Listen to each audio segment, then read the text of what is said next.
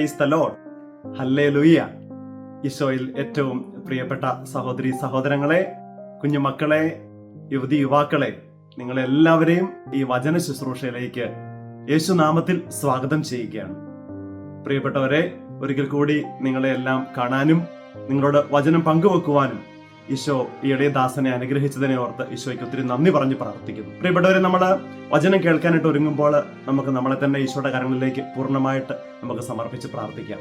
ഹെബ്രായർക്ക് എഴുതപ്പെട്ട ലേഖനം അതിന്റെ 4-ാം അധ്യായം 12-ാം തിരുവചനം.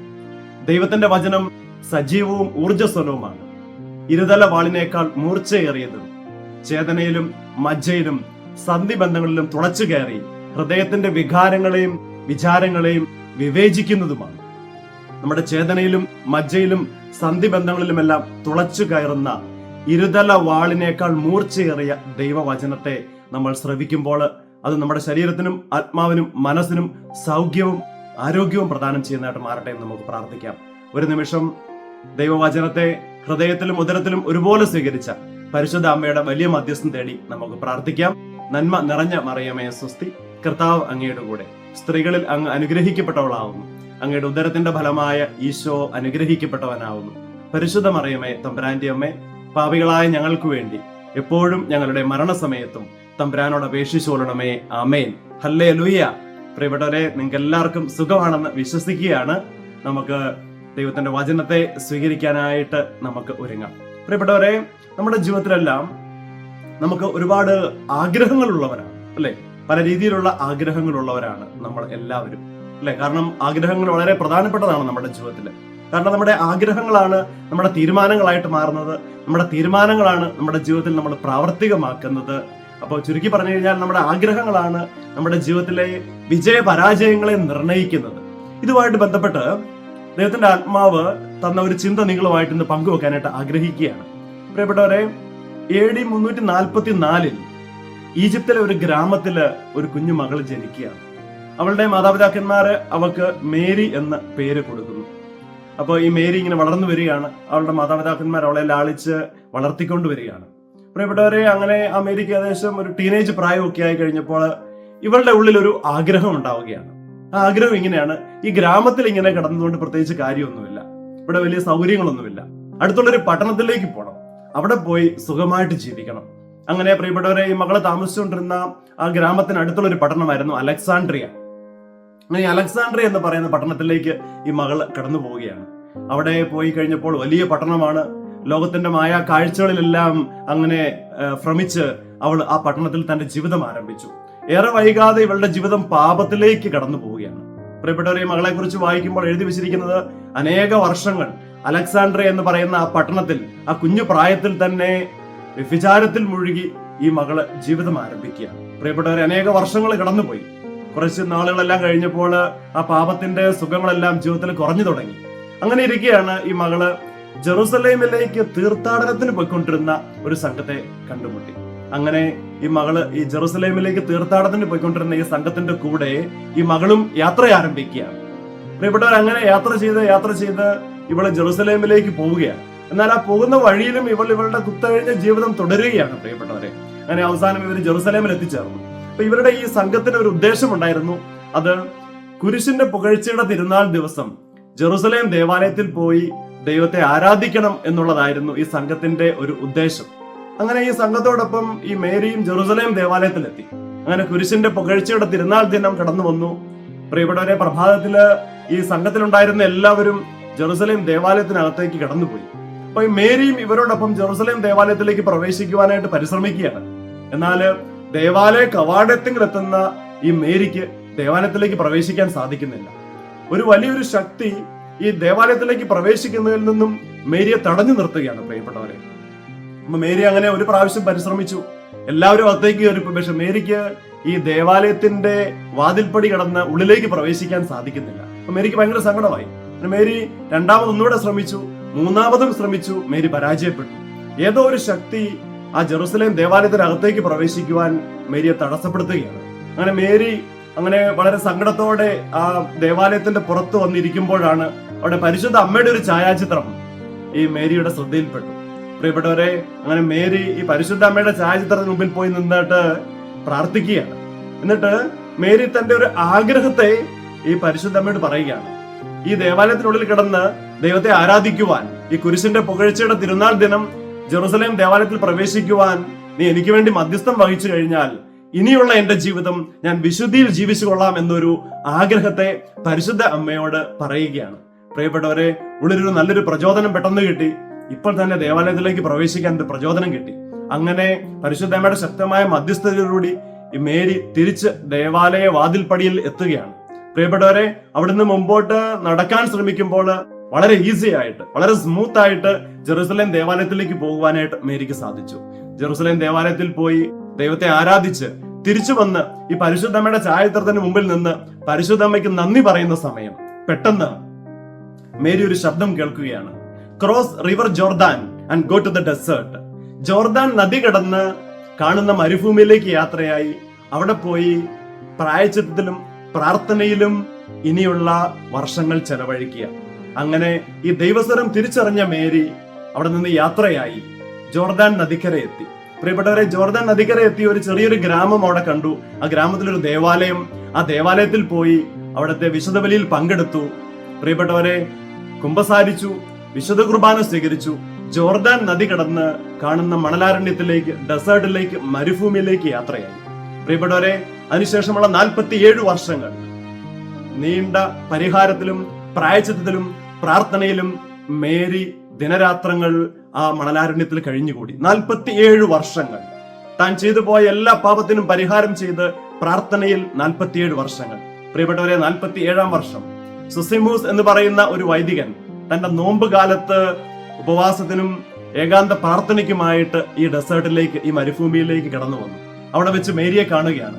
മേരി തന്റെ ജീവിത കഥ മുഴുവനും ഈ സുസൈമൂസ് എന്ന് പറയുന്ന വൈദികനുമായിട്ട് പങ്കിട്ടു. എന്നിട്ട് മേരി ഒരു റിക്വസ്റ്റ് മാത്രം ഈ വൈദികനോട് പറഞ്ഞു. ഈ നോമ്പ് കാലം അവസാനിക്കുമ്പോൾ പെസഹ വ്യാഴാഴ്ച ദിവസം എനിക്ക് വേണ്ടി അങ്ങ് വിശുദ്ധ കുർബാന ഇവിടെ കൊണ്ടുതരണം. പ്രിയപ്പെട്ടവരെ, അങ്ങനെ മേരിയുടെ ആ അഭ്യർത്ഥന പ്രകാരം ആ വൈദികൻ തിരിച്ച് ആ ഗ്രാമത്തിലേക്ക് കടന്നുപോയി. പെസഹ വ്യാഴാഴ്ച വിശുദ്ധ കുർബാനയുമായിട്ട് മേരിയെ കാണാൻ തിരിച്ച് ഈ മണലാരണ്യത്തിൽ എത്തിച്ചേർന്നു. പ്രിയപ്പെട്ടവരെ, ഈ വൈദികന്റെ കയ്യിൽ നിന്നും തിരുശരീര രക്തങ്ങൾ സ്വീകരിച്ച മേരി ഒരു കാര്യം കൂടെ പറഞ്ഞു. അടുത്ത വർഷം ഇതേ ദിവസം അച്ഛൻ ഇവിടെ തിരിച്ചു വരുമണം. പ്രിയപ്പെട്ടവരെ, അങ്ങനെ ആ വൈദികൻ തിരിച്ചുപോയി. ഒരു വർഷത്തിന് ശേഷം ആ വൈദികൻ തിരിച്ചു വന്ന് അതേ സ്ഥലത്ത് വന്നപ്പോൾ കാണുന്ന കാഴ്ച അവിടെ ഈ മേരി മരിച്ചു കിടക്കുന്നതാണ്. അവിടെ മണലിൽ ഒരു റൈറ്റിംഗ്, ഒരു എഴുത്ത് അവിടെ പ്രത്യക്ഷപ്പെട്ടു. അതിങ്ങനെയായിരുന്നു: മേരി മരിച്ച ദിവസം കഴിഞ്ഞ വർഷം പെസഹ വ്യാഴാഴ്ച അതേ സ്ഥലത്ത് അതേ സമയത്ത്. പ്രിയപ്പെട്ടവരെ, അതിനുശേഷം പിന്നെ സഭ മേരിയെ ആദരിച്ചു. മേരി ഒരു വിശുദ്ധയായിട്ട് മാറി. സെയിന്റ് മേരി ഓഫ് ഈജിപ്ത് ആണ്. മേരിയുടെ ജീവിതകഥ ഞാൻ നിങ്ങളോട് ഷെയർ ചെയ്തത്. മേരിയുടെ ജീവിതത്തിൽ ഉണ്ടായ 2 ആഗ്രഹങ്ങളാണ്.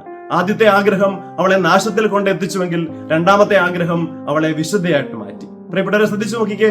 ആദ്യത്തെ ആഗ്രഹം അവളെ ഒരു പാപിയാക്കി തീർത്തുവെങ്കിൽ അവളുടെ ജീവിതത്തിൽ ഉണ്ടായ രണ്ടാമത്തെ ആഗ്രഹം അവളെ ഒരു വിശുദ്ധയായിട്ട് തീർത്തു. നമ്മൾ ഇന്ന് കാണുന്ന ഇത് തന്നെയാണ്. നമ്മുടെ ജീവിതത്തിലുള്ള ചില ആഗ്രഹങ്ങൾ നമ്മളെ നാശത്തിൽ കൊണ്ടെത്തിക്കും. എന്നാൽ നമ്മുടെ ജീവിതത്തിലെ ചില ആഗ്രഹങ്ങൾ നമ്മളെ അനുഗ്രഹത്തിലേക്ക് കരം പിടിച്ച് നടത്തും. പ്രിയപ്പെട്ടവരെ, നമ്മൾ ബൈബിള് വായിക്കുമ്പോൾ വളരെ മനോഹരമായ കാര്യങ്ങൾ ഇതുമായിട്ട് ബന്ധപ്പെട്ട് ദൈവത്തിന്റെ ആത്മാവ് ബൈബിളിൽ നമുക്ക് കാണിച്ചു തരുന്നുണ്ട്. നമുക്ക് സുവിശേഷങ്ങൾ എടുത്തു നോക്കുമ്പോൾ വിശുദ്ധ ലൂക്കാ എഴുതിയ സുവിശേഷം അതിന്റെ 19-ാം അധ്യായം 1 മുതൽ 10 വരെയുള്ള തിരുവചനങ്ങൾ നമുക്കറിയാം. നമുക്ക് വളരെ പരിചിതമായ തിരുവചന ഭാഗമാണ് സക്കേവൂസിന്റെ ജീവിതം. അപ്പൊ ഈ സക്കേവൂസിനെ കുറിച്ച് അവിടെ പറഞ്ഞിരിക്കുന്ന ഒരു കാര്യം എന്റെ ശ്രദ്ധയിൽപ്പെട്ടത് ഇങ്ങനെയാണ്. അത് ലൂക്കായുടെ സുവിശേഷം 19-ാം അധ്യായം അതിന്റെ 3-ാമത്തെ വചനമാണ്. സക്കേവൂസിനെ കുറിച്ച് പറയുന്നവൻ വലിയ ധനാഢ്യനായിരുന്നു, ചുങ്കക്കാരിൽ പ്രധാനിയായിരുന്നു. അപ്പൊ ജെറീക്കോയിലൂടെ ഈശോ കടന്നു പോകുന്നു എന്നറിഞ്ഞപ്പോൾ പ്രിയപ്പെട്ടവരെ, 19-ാം അധ്യായം 3-ാം വചനം ഇപ്രകാരം പറയുകയാണ്: സക്കേവൂസിന്റെ മനസ്സിനൊരു ആഗ്രഹമുണ്ടായി. യേശുവിനെ കാണാൻ അവൻ ആഗ്രഹിച്ചു. പ്രിയപ്പെട്ടവരെ, യേശുവിനെ കാണാൻ അവൻ ആഗ്രഹിച്ചു. ആ ആഗ്രഹം കൊണ്ട് സക്കേവൂസ്, അറിയാം, സക്കേവൂസ് പൊക്കം കുറഞ്ഞ മനുഷ്യനായിരുന്നു എന്ന് ബൈബിളിൽ എഴുതി വെച്ചിട്ടുണ്ട്. അപ്പൊ ജനക്കൂട്ടത്തിന്റെ ഇടയിൽ നിന്നുകൊണ്ട് യേശുവിനെ കാണാൻ സാധിക്കാത്തത് കൊണ്ട് സക്കേവൂസ് ജനക്കൂട്ടത്തിന് മുമ്പേ ഓടി ഒരു സിക്കമ്പൂർ മരത്തിൽ കയറിയിരുന്നു. കാരണം യേശു അതുവഴിയാണ് കടന്നു പോകാനിരുന്നത്. പ്രിയപ്പെട്ടവരെ, നമുക്കറിയാം, അതറിയാം. ആ മരത്തിന്റെ ചുവട്ടിലെത്തിയപ്പോൾ യേശു മരത്തിന്റെ മുകളിലേക്ക് നോക്കിയിട്ട് പറഞ്ഞു: സക്കേവൂസ്, വേഗം ഇറങ്ങി വരിക, എനിക്കിന്ന് നിന്റെ വീട്ടിൽ താമസിക്കേണ്ടിയിരിക്കുന്നു. പ്രിയപ്പെട്ടവരെ, ഈശോ സക്കേവൂസിന്റെ വീട്ടിലേക്ക് കടന്നു പോവുകയാണ്. സക്കേവൂസിന്റെ വീട്ടിൽ വെച്ച് സക്കേവൂസിന് വലിയൊരു മാനസാന്തര അനുഭവം ഉണ്ടാകുന്നു. സക്കേവൂസ് എഴുന്നേറ്റിട്ട് പറയുന്നുണ്ട്: ഞാൻ ആരുടെയെങ്കിലും വക വഞ്ചിച്ചെടുത്തിട്ടുണ്ടെങ്കിൽ അത് 4 ഇരട്ടിയായിട്ട് തിരിച്ചു കൊടുക്കുന്നു. പ്രിയപ്പെട്ടവരെ, അപ്പോൾ ഈശോ ഒരു കാര്യം അവിടെ പറഞ്ഞു വെക്കുന്നുണ്ട്. ഇന്ന് ഈ ഭവനത്തിന് രക്ഷ ലഭിച്ചിരിക്കുന്നു. ഹല്ലേലൂയ. പ്രിയപ്പെട്ടവരെ, ശ്രദ്ധിച്ചു നോക്കിക്കേ. സക്കേവൂസിന്റെ മനസ്സിലുണ്ടായ ഒരു ആഗ്രഹം, ആ ആഗ്രഹം അവനും അവന്റെ കുടുംബത്തിനും രക്ഷയ്ക്ക് കാരണമായിട്ട് തീർന്നു. പ്രിയപ്പെട്ടവരെ, നമ്മുടെ മനസ്സിലുണ്ടാകുന്ന ചില ആഗ്രഹങ്ങൾ നമ്മുടെ അനുഗ്രഹത്തിന് കാരണമായിട്ട് തീരും. ബൈബിളിൽ അനേകം ഉദാഹരണങ്ങളുണ്ട്. പ്രിയപ്പെട്ടവരെ, വിശുദ്ധ മാർക്കോസ് എഴുതിയ സുവിശേഷം അതിന്റെ 10-ാം അധ്യായം 46 മുതൽ 52 വരെയുള്ള തിരുവചനങ്ങളിൽ അവിടെ വലിയ ജനക്കൂട്ടം കടന്നു പോവുകയാണ്. അപ്പം അവിടെ വഴിയരിയിൽ ഒരു വ്യക്തി ഇരിക്കുകയാണ്, ഒരു അന്ധനായ ഒരു യാചകൻ. നമുക്കറിയാവുന്ന വചനഭാഗമാണ്, ബർത്തമ്യൂസ് എന്ന് പറയുന്ന അന്ധയാചകൻ. അപ്പൊ ബർത്തമ്യൂസ് അന്വേഷിച്ചു, എന്താ സംഭവിക്കുന്നത്? വലിയ ശബ്ദം കേൾക്കുന്നുണ്ടല്ലോ, വലിയ കോലാഹലം ഇവിടെ കാണുന്നുണ്ടല്ലോ. അപ്പൊ ചിലര് പറഞ്ഞു, യേശു കടന്നു പോകുന്നു, നസ്രായനായ യേശു ഇതാ കടന്നു പോകുന്നു. ഇത് കേട്ട ഉടനെ ബർത്തമ്യൂസ് എന്ന് പറയുന്ന അന്ധയാചകൻ ചെയ്തൊരു കാര്യമുണ്ട്. അവൻ അവിടെ എഴുന്നേറ്റ് നിന്ന് ഉറക്കെ നിലവിളിക്കാൻ തുടങ്ങി, ദാവീദിന്റെ പുത്രനായ യേശുവേ, എന്നിൽ കനിയണമേ. വളരെ ഉച്ച സ്വരത്തിൽ അവൻ വിളിച്ചു പറയുകയാണ്. കൂടെ ഉണ്ടായിരുന്ന എല്ലാവരും അവനോട് പറഞ്ഞു, നീ മിണ്ടാതിരിക്കുക, യേശുവാണ് കടന്നു പോകുന്നത്. അവൻ അതൊന്നും മൈൻഡ് ചെയ്യുന്നില്ല, അവനൊന്നും കാര്യമാക്കണില്ല. അവൻ ഉച്ചസ്വരത്തിൽ വിളിച്ചു പറയുകയാണ്, നസ്രായനായ യേശുവേ, എന്നിൽ കനിയണമേ. പ്രിയപ്പെട്ടവരെ, യേശു അവിടെ നിന്നു, ചുറ്റുമുള്ളവരോട് പറഞ്ഞു, അവനെ വിളിച്ചുകൊണ്ട് വരാൻ പറഞ്ഞു. മർക്കോസ് സുവിശേഷം 51-ാമത്തെ തിരുവചനത്തില് യേശു അവനോടൊരു ചോദ്യം ചോദിക്കുന്നുണ്ട്, ഞാൻ നിനക്ക് വേണ്ടി എന്ത് ചെയ്യണമെന്നാണ് നീ ആഗ്രഹിക്കുന്നത്? അപ്പോൾ ഈ ബർത്തമ്യൂസ് എന്ന് പറയുന്ന അന്ധയാചകൻ പറയുന്ന ഒരു കാര്യമുണ്ട്, എനിക്ക് കാഴ്ച വീണ്ടും കിട്ടണം. കർത്താവ് അവനോട് പറഞ്ഞു, നിന്റെ വിശ്വാസം നിന്നെ രക്ഷിച്ചിരിക്കുന്നു, നീ സമാധാനത്തോടെ പോവുക. തൽക്ഷണം അവന്റെ കണ്ണുകൾ തുറന്നു, അവനും യേശുവിനെ അനുഗമിച്ചു. ഒരൊറ്റ കാര്യം മാത്രമേ ബർത്തമ്യൂസിനോട് ഈശോ ചോദിക്കുന്നുള്ളൂ, ഞാൻ നിനക്ക് വേണ്ടി എന്ത് ചെയ്യണമെന്നാണ് നീ ആഗ്രഹിക്കുന്നത്? കണ്ടോ, അവന്റെ ആഗ്രഹത്തെ മാനിച്ച് അവന്റെ കാഴ്ചയെ തിരിച്ചു കൊടുക്കുന്ന ഈശോയെയാണ് നമ്മൾ ബൈബിളിൽ കണ്ടുമുട്ടുന്നത്. അതേ പ്രിയപ്പെട്ട സഹോദരങ്ങളെ, അനേകം ഉദാഹരണങ്ങളുണ്ട്. നമ്മുടെ ആഗ്രഹങ്ങളെ മാനിക്കുന്ന ഒരു ദൈവമാണ് നമ്മുടെ ദൈവം. എന്റെ ജീവിതത്തിലുണ്ടായ ചെറിയൊരു അനുഭവം ഞാൻ നിങ്ങളോടൊന്ന് ഷെയർ ചെയ്യാം. വളരെ ചെറുപ്പത്തിലാണ്, ഒരു 10-12 വയസ്സ്, ഒരു 6-ാം ക്ലാസ്സിലോ 7-ാം ക്ലാസ്സിലോ ഒക്കെ പഠിക്കുന്ന സമയം. ആ സമയത്ത് എന്റെ ചാച്ചന്റെ അമ്മയുടെയും കൂടെ ഞങ്ങൾ താമസിച്ചുകൊണ്ടിരുന്ന ഇടുക്കി ജില്ലയിലാണ്, കട്ടപ്പനയ്ക്കടുത്തൊരു സ്ഥലമാണ്. അപ്പൊ അതിനടുത്ത് പുളിയന്മല എന്ന് പറയുന്ന ഒരു സ്ഥലമുണ്ട്. അവിടെ ഇടുക്കി ജില്ലക്കാർക്കൊക്കെ അറിയാൻ പറ്റും. അവിടെ വളരെ പണ്ട്, ഇപ്പോൾ ഉണ്ടോന്ന് എനിക്കറിയില്ല, ഹൈറേഞ്ച് മേഖല കാത്തലിക് കരിസ്മാറ്റിക് കൺവെൻഷൻ എന്ന് പറയുന്ന ഒരു വലിയ ധ്യാന ശുശ്രൂഷ ക്രമീകരിച്ചിരുന്നു. പ്രിയപ്പെട്ടവരെ, എന്റെ മാതാപിതാക്കന്മാരുടെ കരം പിടിച്ച് ഞാൻ ആ ശുശ്രൂഷയ്ക്ക് ചെറുപ്രായത്തിൽ കടന്നുപോയത് ഞാൻ ഇപ്പോഴും ഓർക്കുകയാണ്. പ്രിയപ്പെട്ടവർ, അവിടെ കടന്നു ചെല്ലുമ്പോൾ അവിടെ വലിയ ലോക പ്രശസ്തരായ വചന പ്രഘോഷകർ, മഞ്ഞാക്കനച്ചൻ, ജെയിംസ് ഊട്ടി ചമ്പക്കുളം, സിസ്റ്റർ ജർമൈൻ, അതുപോലെ പള്ളത്ത് പാപ്പച്ചൻ, അങ്ങനെ ഒരുപാട് പ്രഗത്ഭരായ ലോക പ്രശസ്തരായ വചന പ്രഘോഷകർ അവിടെ വന്ന് വചനം പങ്കുവെക്കും. പ്രിയപ്പെട്ടവരെ, ഈ വചന ശുശ്രൂഷയിൽ പങ്കെടുക്കുമ്പോൾ ഞാൻ ഓർക്കുകയാണ്, ഹൃദയത്തിൽ വലിയ ജ്വലനമായിരുന്നു. ചെറുപ്രായമാണ്, ഒന്നും അറിയില്ല, എങ്കിൽ പോലും ഹൃദയം ജ്വലിക്കുന്നത് എനിക്ക് ഇപ്പോഴും എനിക്കത് ഫീൽ ചെയ്യാൻ പറ്റും. കണ്ണുകളിലൂടെയൊക്കെ ചില വചനം കേൾക്കുമ്പോൾ ധാരധാരയായിട്ട് കണ്ണുനീർ പ്രവഹിക്കുന്നത് ഞാൻ ഓർക്കുകയാണ്. പ്രിയപ്പെട്ടവരെ, അന്ന് അവിടെ വെച്ച് എന്റെ മനസ്സിൽ എന്റെ ഒരു ആഗ്രഹത്തെ ഞാൻ പരിശുദ്ധാത്മാവിനോട് പറഞ്ഞത് ഞാൻ ഓർക്കുകയാണ്. എന്നെങ്കിലും ഒരിക്കൽ ഇതുപോലെ അനേകം പേരോട് ദൈവത്തിന്റെ വചനത്തെ പകർന്നു കൊടുക്കുവാൻ, ദൈവത്തിന്റെ സ്നേഹത്തെ പകർന്നു കൊടുക്കുവാൻ എളിയ ദാസനായ, യാതൊരു യോഗ്യതകളുമില്ലാത്ത ഈ ബാലനായ എന്നെയും എടുത്ത് ഉപയോഗിക്കണമേ എന്ന് ഞാൻ പരിശുദ്ധാത്മാവിനോട് പറഞ്ഞത് ഇന്ന് ഓർക്കുകയാണ്. പ്രിയപ്പെട്ടവരെ, അന്ന് ഞാൻ ആ ഒരു ആഗ്രഹം ഈശോയോട് പറഞ്ഞത് അനേക വർഷങ്ങൾക്ക് ശേഷം. പ്രിയപ്പെട്ടവരെ, ഇന്ന് ദൈവവചനം അനേക ദേശങ്ങളിൽ പോയി, അനേക കൂട്ടായ്മകളിൽ, അനേക കുടുംബങ്ങളിൽ, അനേക വ്യക്തി ജീവിതങ്ങളിൽ ഒരു നവീകരണത്തിന് കാരണമാകാൻ തീരത്തക്കവധം കഴിഞ്ഞ 10 വർഷമായിട്ട് ദൈവരാജ്യ ശുശ്രൂഷയിൽ ഈ എളിയദാസനെയും പരിശുദ്ധാത്മാവെടുത്ത് ഉപയോഗിക്കുന്നു. ഹല്ലേലൂയ. പ്രിയപ്പെട്ടവരെ, നമ്മുടെ ആഗ്രഹങ്ങളെ മാനിക്കുന്ന ഒരു ദൈവമാണ് നമ്മുടെ ദൈവം. അതുകൊണ്ട് വിശുദ്ധിയിലേക്കും പ്രാർത്ഥനയിലേക്കും അഭിഷേകത്തിലേക്കും നയിക്കുന്ന ആഗ്രഹങ്ങൾ നമുക്കുണ്ടാവണം. ഇന്ന് പാപത്തിന്റെ അവസ്ഥയിൽ ജീവിക്കുന്ന ഒരു വ്യക്തിയാണോ എന്നെ കേൾക്കുന്ന ദൈവ പൈതലേ? എങ്കിൽ ആഗ്രഹിക്കണം, ഈ പാപത്തിൽ നിന്നും മാറി ഒരു വിശുദ്ധമായ ജീവിതം നയിക്കുവാൻ എന്നെ സഹായിക്കണമേ എന്ന് ആഗ്രഹിക്കുക. പ്രിയപ്പെട്ടവരെ, ഇന്ന് കണ്ണുനീരിലും തകർച്ചയിലൂടെ കടന്നു പോകുന്ന ഒരു ജീവിതമാണോ നിന്റേത്?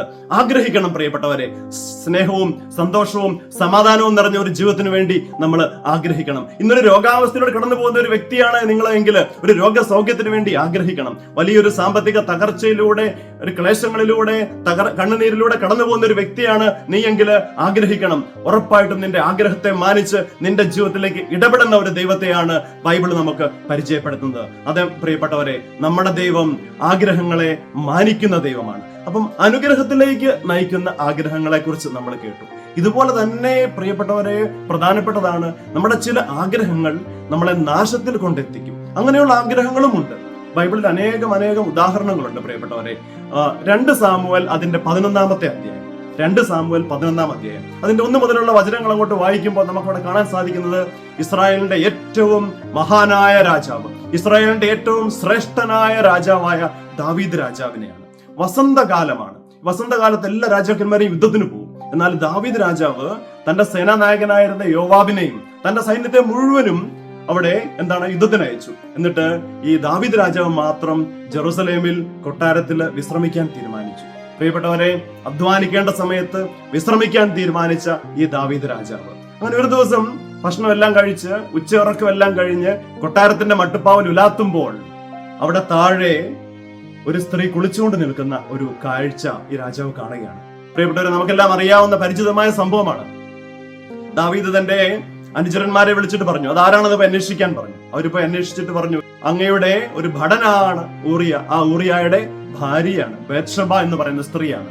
പ്രിയപ്പെട്ടവരെ, അവളുടെ സൗന്ദര്യം കണ്ടപ്പോൾ ദാവീദ് രാജാവിന്റെ മനസ്സിലൊരു ആഗ്രഹമുണ്ടായി, അവളോടൊത്ത് ചേർന്ന് പാപം ചെയ്യുവാൻ. അങ്ങനെ ആളെ വിട്ട് അവളെ കൊട്ടാരത്തിലേക്ക് വിളിപ്പിച്ചു. അവളോട് ചേർന്ന് പാപം ചെയ്യുന്ന ദാവീദ് രാജാവിനെയാണ് 2 സാമുവേൽ അതിന്റെ 11-ാമത്തെ അധ്യായം നമുക്ക് പരിചയപ്പെടുത്തുന്നത്. പ്രിയപ്പെട്ടവരെ, ദാവീദ് രാജാവിന്റെ മനസ്സിലുണ്ടായ ഒരു ആഗ്രഹം അവനെ പാപത്തിൽ കൊണ്ടെത്തിച്ചു. എന്നാല് പിന്നീട് ഈ 12-ഉം 13-ഉം ഒക്കെ അധ്യായങ്ങൾ നമ്മൾ വായിക്കുമ്പോൾ നമുക്ക് അവിടെ കാണാൻ സാധിക്കും, ദാവീദിന്റെ പ്രവൃത്തി കർത്താവിന് അനിഷ്ടമായി. നാഥാൻ പ്രവാചകനിലൂടെ, പ്രിയപ്പെട്ടവരെ, ദൈവത്തിന്റെ ആത്മാവ് ദാവീദിനോട് സംസാരിക്കുകയാണ്. നാഥാൻ പ്രവാചകൻ കൊട്ടാരത്തിലേക്ക് വന്നിട്ട് പറയുന്നുണ്ട്, നീ ചെയ്ത ഈ പാപം മൂലം നിന്റെ ഭവനത്തിൽ നിന്നും ഒരിക്കലും മാറുകയില്ല. നിന്റെ ഭവനത്തിൽ എപ്പോഴും മുന്നോട്ട് തകർച്ചകളായിരിക്കും കടന്നു വരാൻ പോവുക. നമുക്കറിയാം പ്രിയപ്പെട്ടവരെ, 7-ാം ദിവസം അതിനുശേഷം ഈ ബത്ശബ പ്രഗ്നന്റ് ആവുകയാണ്. ബത്ശബ ഒരു കുഞ്ഞിനെ പ്രസവിക്കുന്നു. എന്നാൽ 7-ാം ദിവസം ഈ കുഞ്ഞ് മരിച്ചു. പിന്നീട് പ്രിയപ്പെട്ടവരെ, നമ്മൾ ദാവീദ് രാജാവിന്റെ ജീവിതം എടുത്തു നോക്കിയാൽ നമുക്ക് കാണാൻ സാധിക്കുന്നതാണ്, വലിയ തകർച്ചകൾ ദാവീദ് രാജാവിന്റെ ജീവിതത്തിലേക്ക് കടന്നു വരുന്നു. ഒരു ആഗ്രഹം വലിയ തകർച്ചകളിലേക്ക് ദാവീദ് രാജാവിന്റെ ജീവിതത്തെ കൊണ്ടെത്തിച്ചു. അനേകം ഉദാഹരണം. ഉൽപ്പത്തിയുടെ പുസ്തകം 3-ാമത്തെ അധ്യായം, നമ്മുടെ ആദ്യ മാതാപിതാക്കന്മാരായ ആദവും ഹവ്വായും. ഈ ഹവ്വായുടെ അടുത്തേക്ക് വന്നിട്ട് കൗശലക്കാരനായ സർപ്പം ഒരു കാര്യം പറയുന്നുണ്ട്. ഇതുണ്ടോ, നിന്നോട് ഒരിക്കലും തിന്നരുതെന്ന് പറഞ്ഞു തന്നിരിക്കുന്ന ഈ പഴമുണ്ടല്ലോ, ഈ പഴം കഴിച്ചു കഴിഞ്ഞാല് നിന്റെ കണ്ണുകൾ തുറക്കപ്പെടും, നന്മ തിന്മകളെ തിരിച്ചറിയാൻ നിനക്ക് സാധിക്കും. ഇത് ഏറ്റവും പ്രധാനമൊന്നുമല്ല, നീ ദൈവത്തെ പോലെയാകും. പ്രിയപ്പെട്ടവർ, ഇത് കേട്ടപ്പോൾ ഹവ്വായുടെ ഉള്ളിൽ ഒരു ആഗ്രഹമുണ്ടായി, എനിക്കും ദൈവത്തെ പോലെയാകണം, എനിക്കും ദൈവത്തെ പോലെയാകണം. പ്രിയപ്പെട്ടവരെ, ഈ കൗശലക്കാരനായ ഈ പിശാചിന്റെ വാക്ക് കേട്ട് തിന്നരുതെന്ന് പറഞ്ഞ ആ പഴം പറിച്ചു തിന്ന് ദൈവത്തെ പോലെ ആകാനായിട്ട് ആഗ്രഹിച്ച ഹവ്വായുടെയും ആദത്തിന്റെയും കഥ നമുക്കറിയാം. അവസാനം അവർ പാപം ചെയ്തു. പ്രിയപ്പെട്ടവരെ, എന്ന് മാത്രമല്ല, അവസാനം അവരെ ഏദൻ തോട്ടത്തിൽ നിന്ന് ദൈവമായ കർത്താവ് പുറത്താക്കി. നോക്കിക്കേ, ഒരു ആഗ്രഹം അവരെ വലിയ നാശത്തിൽ കൊണ്ടെത്തിച്ചു. പ്രിയപ്പെട്ടവരെ, അതുകൊണ്ട് നമ്മുടെ ജീവിതത്തിൽ ഉണ്ടാകുന്ന ചില ആഗ്രഹങ്ങൾ നമ്മളെ നാശത്തിൽ കൊണ്ടെത്തിക്കും. ദാവീദ് രാജാവിന്റെ ജീവിതത്തിൽ വലിയ തകർച്ച വിളിച്ചു വരുത്തി. ഹവ്വ ആ പാപം ചെയ്ത് മാനവവംശത്തിന് മുഴുവനും അത് പാപത്തിനും നാശത്തിനും കാരണമായിട്ട് തീർന്നു. നമ്മളിപ്പോൾ എവിടെയായിരിക്കുന്നു അവിടെ നമുക്ക് ഒരു നിമിഷം ഒന്ന് എഴുന്നേറ്റ് നിൽക്കാം. നമ്മൾ ഇന്ന് കേട്ട വചനം നമ്മുടെ ജീവിതത്തിലെ ചില ആഗ്രഹങ്ങളെ കുറിച്ചാണ്. ചില ആഗ്രഹങ്ങൾ നമ്മളെ അനുഗ്രഹത്തിലേക്ക് കരം പിടിച്ച് നടത്തുമെങ്കിൽ ചില ആഗ്രഹങ്ങൾ നമ്മളെ നാശത്തിൽ കൊണ്ടെത്തിക്കും. നമ്മൾ അനേകം ഉദാഹരണങ്ങൾ നമ്മൾ ബൈബിളിൽ നിന്ന് കണ്ടു. അതുകൊണ്ട് നമ്മൾ ഒരു നിമിഷം ഒന്ന് കണ്ണുകൾ അടയ്ക്കാം, കരങ്ങളെ ഒന്ന് കൂപ്പി പിടിച്ച് നമ്മുടെ ആഗ്രഹങ്ങൾ ഈശോയുടെ തിരുസന്നിധിയിലേക്ക് ഒന്ന് സമർപ്പിച്ച് പ്രാർത്ഥിച്ച്, അത് ഏത് ദിശയിലേക്ക്, ഏത് ഡയറക്ഷനിലേക്കുള്ള ആഗ്രഹമാണ് എന്റെ ആഗ്രഹം എന്ന്? അത് അനുഗ്രഹത്തിന് കാരണമായി തീരുന്ന ഒരു ആഗ്രഹമാണോ, അതോ അതെന്റെ ജീവിതത്തെ നാശത്തിലേക്ക് കൊണ്ടെത്തിക്കുമോ? പ്രിയപ്പെട്ടവരെ, അങ്ങനെ നമ്മുടെ ആഗ്രഹങ്ങളെ ഒന്ന് വിലയിരുത്തി നമ്മുടെ അനുഗ്രഹത്തിലേക്ക് നയിക്കുന്ന ആഗ്രഹങ്ങൾ നമുക്കുണ്ടാകട്ടെ എന്ന് പ്രാർത്ഥിക്കാം. തന്റെ ആഗ്രഹങ്ങളെല്ലാം ദൈവഹിതത്തിന് പൂർണ്ണമായിട്ട് വിട്ടുകൊടുത്ത പരിശുദ്ധ അമ്മയുടെ വലിയ മാധ്യസ്ഥം നമ്മളെ തേടി പ്രാർത്ഥിക്കുമ്പോൾ, ഈശോയെ, എന്റെ ജീവിതത്തിലുള്ള എന്റെ മനസ്സിലുണ്ടാകുന്ന എല്ലാ ആഗ്രഹങ്ങളും എന്റെയും എന്റെ തലമുറകളുടെയും എന്റെ കുടുംബത്തിന്റെയും സഭയുടെയും ദേശത്തിനുമെല്ലാം അനുഗ്രഹത്തിന് കാരണമായിട്ട് തീരട്ടെ എന്ന് നമുക്ക് പ്രാർത്ഥിക്കാം. ഒരിക്കൽ കൂടി പരിശുദ്ധ അമ്മയുടെ മധ്യസ്ഥം തേടി നമുക്ക് പ്രാർത്ഥിക്കാം. നന്മ നിറഞ്ഞ മറിയമേ സ്വസ്തി, കർത്താവ് അങ്ങയുടെ കൂടെ സ്ത്രീകളിൽ അങ്ങ് അനുഗ്രഹിക്കപ്പെട്ടവളാവുന്നു. അങ്ങയുടെ ഉദരത്തിന്റെ ഫലമായി ഈശോ അനുഗ്രഹിക്കപ്പെട്ടവനാവുന്നു. പരിശുദ്ധ മറിയമേ, തമ്പുരാന്റെ അമ്മേ, പാപികളായ ഞങ്ങൾക്ക് വേണ്ടി എപ്പോഴും ഞങ്ങളുടെ മരണസമയത്തും തമ്പുരാനോട് അപേക്ഷിച്ചോളണമേ. ആമേൻ. ഹല്ലേലൂയ. ദൈവം നിങ്ങളെല്ലാം സമൃദ്ധമായിട്ട് അനുഗ്രഹിക്കട്ടെ എന്ന് പ്രാർത്ഥിക്കുന്നു.